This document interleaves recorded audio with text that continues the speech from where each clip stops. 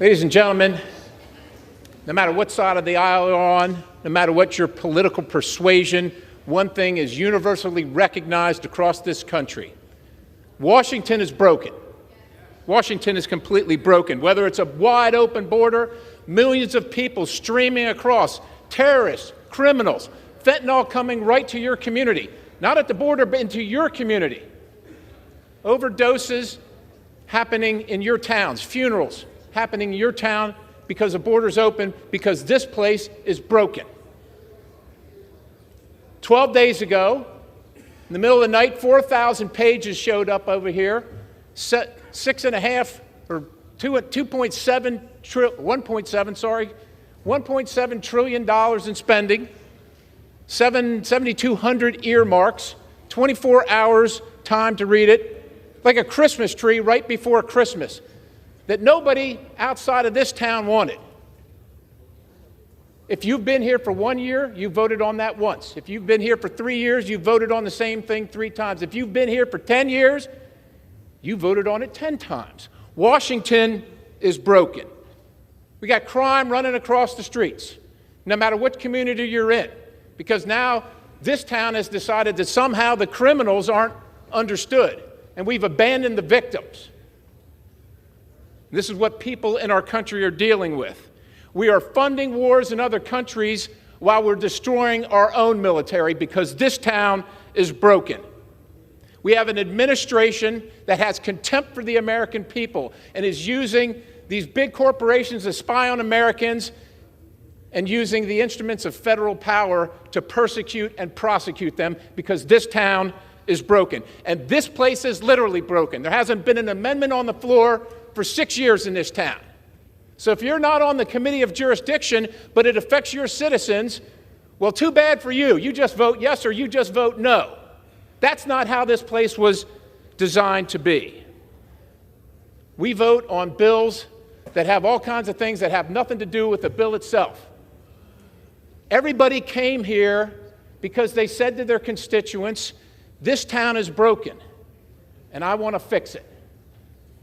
Well, how are you going to fix it if you come to this town and just step right in line and keep doing the same things that everybody has done before you? It's not going to fix it, and the American people know it. And I would say this.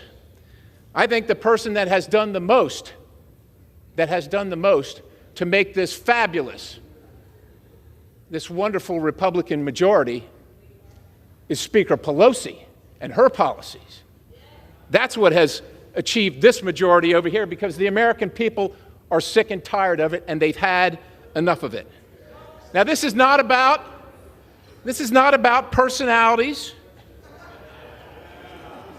It's not about personalities. It's about the policies that come out of here. This is not about personalities on this side of the aisle or that side of the aisle. We believe, and we want to believe,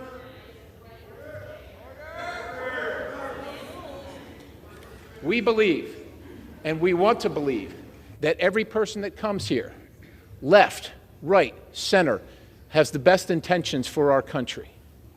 The best intentions for our country. And it's not about the personalities in this contest.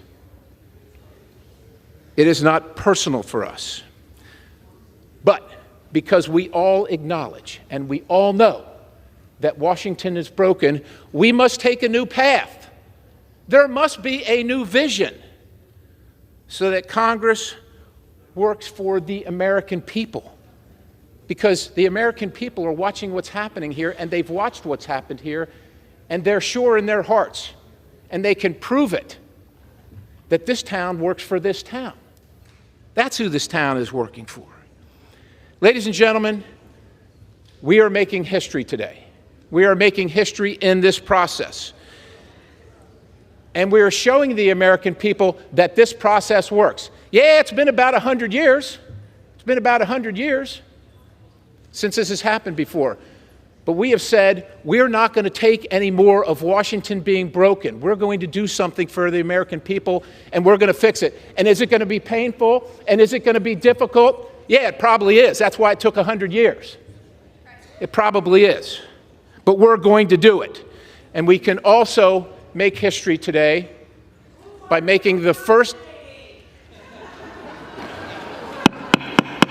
Will the House be in order? By electing the first black Republican Speaker of the House. Yes, thank you. Now, as my colleagues probably know, the first black members of Congress to serve in this body were Republicans. As a matter of fact, you probably also know that Frederick Douglass,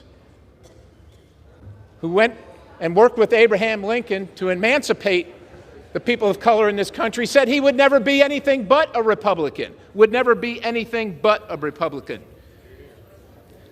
I am here to nominate Byron Donalds because he has accomplished many things. He is a man of faith. He is a family man. He is a businessman, and he is a man of community service. He's come from the school of hard knocks, because not all outcomes in life are equal, but America is the place where we can each do great things regardless of our humble beginnings, each one of us. Now, Byron is a product of single family where it's not easy. But he has succeeded in America, and that's a testament to what we have created here and what we're trying to save. He's got a record of accomplishing things. He has a record of being on the right side. He is respected, he is trusted, he is capable, and he achieves results. Now, Byron has a big mind, and he's big in stature as well. He's very nice, but I will tell you this, in the negotiation with Chuck Schumer, I should want to be on the other side of Byron Donalds. He knows who he is, he knows what his foundation is, and he knows that Washington is broken, and what Chuck Schumer sends over here isn't going to work out for the American people. Ladies and gentlemen, Washington is broken. Byron Donalds will inspire us and restore our citizens' faith that this institution actually works for them. And it is my highest honor to nominate the gentleman from Florida, Byron Donalds, to be the next Speaker of the House, and I yield.